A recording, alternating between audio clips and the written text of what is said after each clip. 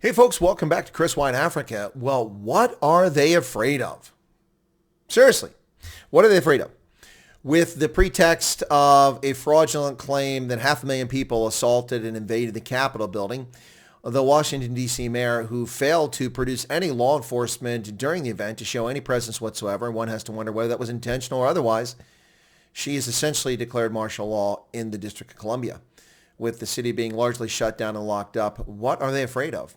Now, as many as 25,000 National Guardsmen, according to Epic Times and other news sources, from around the country, from all 50 states. What in the world are guardsmen from Hawaii and Alaska doing coming to Washington, D.C.? And for that matter, from Florida, Maine, Wyoming, California. Why would they even be in the District of Columbia?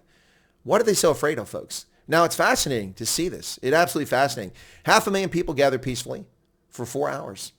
No incidents. No arrests, no assaults, no carnage, no nothing. And then a group of agitators, some of whom are Trump supporters, others whose identity is yet to be determined, including one Antifa member, for sure. What is going on here? Those agitators sought to entice and engage the crowd using crowd dynamics to cause chaos and an insurrection, which never happened. Never happened. In the end, 36 people broke into the Capitol building, the undefended Capitol building, I might add. 36 people broke into an undefended Capitol building, and about 70 to 90 were welcomed with open arms by security forces who opened the doors and let them wander into the halls of the Capitol building. Now, when your homes and businesses are threatened by armed thugs with bricks, nightsticks, guns, torches, when people burn and loot your businesses in Minneapolis and Seattle and Portland, in New York City, and murder you in cold blood, in broad daylight on the streets because of lack of law enforcement presence, and these lunatics run around calling for defunding the police. The same lunatics who are now using this pretext to suspend civil liberties.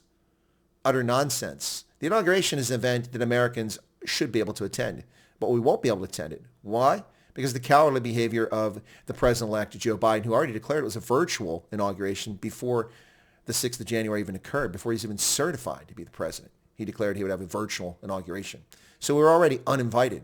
So why are there 25,000 National Guard troops deployed in Washington, D.C., other than an empty virtue signaling intimidation tactic to intimidate law-abiding citizens? For the 500,000 of the American citizens who gathered on the steps and the lawn of the Capitol building on the 6th of January to exercise their constitutionally guaranteed right of assembly to seek redress before the government, I'm sure a number of them must be dismayed at what's going on here. Not to mention what this does to America's reputation. No one's going to be there. If the District of Columbia's law enforcement would simply do their job and the Capitol Police would do theirs instead of taking vacations, then perhaps there'd be no need for this presence. But no, this empty virtue signaling. By comparison, folks, the 1968 after the assassination of Martin Luther King, 13,600 military were called out to the District of Columbia. Why? Because there was widespread looting and violence, arson, torching. None of that's taking place. This was in the aftermath of MLK's assassination. People lost their frickin' minds and felt it was okay for them to loot. In the wake of the Rodney King riots, after they went on for ages, the California National Guard mobilized 10,000 guardsmen to Los Angeles in support of the LAPD and the LA County Sheriffs. Meanwhile, 2,000 active duty troops are ordered there by Colin Powell. 12,000 in Los Angeles, a city infinitely larger with chaos spread throughout the city. Only 12,000 troops for events already underway. Yet here we have weeks before inauguration, we have now 25,000 guardsmen activated as if to show that the country's under threat. This is bullshit. Utter bullshit. No one's under threat. When your homes were invaded, when your businesses were burned, when your police stations were looted, when these lunatic leftist regressives sought to defund the police departments to leave you vulnerable, and there was a massive spike in crime in New York, among other places. People's homes invaded, rapes taking place, property crimes, murders taking place. Why? Because law enforcement was afraid to enforce the law. Why? Because the leftist political leaders in New York City, in New York State, in Washington State, in Seattle, in a state with a self-declared autonomous zone, sedition and treason against the United States. No guardsmen called out for that. Only after the fact do we see any action. No one arrested. But here we have, as a consequence of a fraudulent pretext, an excuse to suspend civil liberties by the District of Columbia's mayor, who should have resigned over the events that took place on the 6th of January. Why am I the only person calling for the resignation of Mayor Muriel Bowser, who refused federal assistance, who arrogantly did her own thing? Why? Because she wanted a pretext to make the fraudulent claim that the federal city of the District of Columbia should in fact be a state. That's utter stupidity. She should resign and do the honorable thing. But of course she won't, because she's backed by leftists in Congress who desire to have those 2 senatorial seats so they can tip the balance forever in their favor, now that they've managed to create the fraudulent mail-in balloting process across the country that allows people to steal votes, to pad votes, and to deny election observers the opportunity to count those votes. Yeah, there you go. What are they afraid of, folks? What are they so afraid of? 25,000 soldiers. 13,600 to put down riots, actual riots in D.C. in 1968. D.C. is essentially locked down, ladies and gentlemen. They don't care about you. They don't care about me. They don't care about your business, my neighborhood, your parks, my parks. Only when these cowardly members of Congress, briefly, as a consequence of 36 unarmed criminal trespassers into the Capitol building, only then did they take note. And they use it, of course, for exactly what they wanted. A pretext between the Democrats and the Republicans in name only, people like Senator Kelly Loeffler.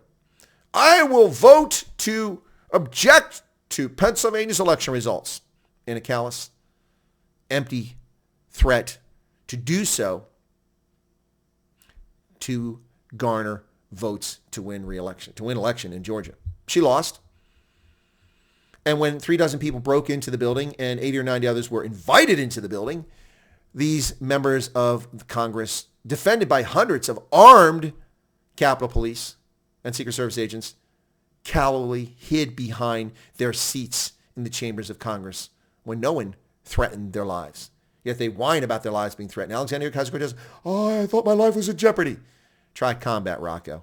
The same place you boneheads send our soldiers, sailors, Marines, and airmen. 25,000 guardsmen. Why? For security? No. To suppress the right of assembly. Freedom of assembly is guaranteed in the Constitution, but not in the District of Columbia, federal city, under siege by security forces now. In fake virtue signaling window dressing. This is not about security. This is about taking away your liberty. They've been doing it with unconstitutional regulations and rules tied to COVID-19 across the country, and now they're taking this away. Big tech is censoring people. It's just a matter of time before the government does the same.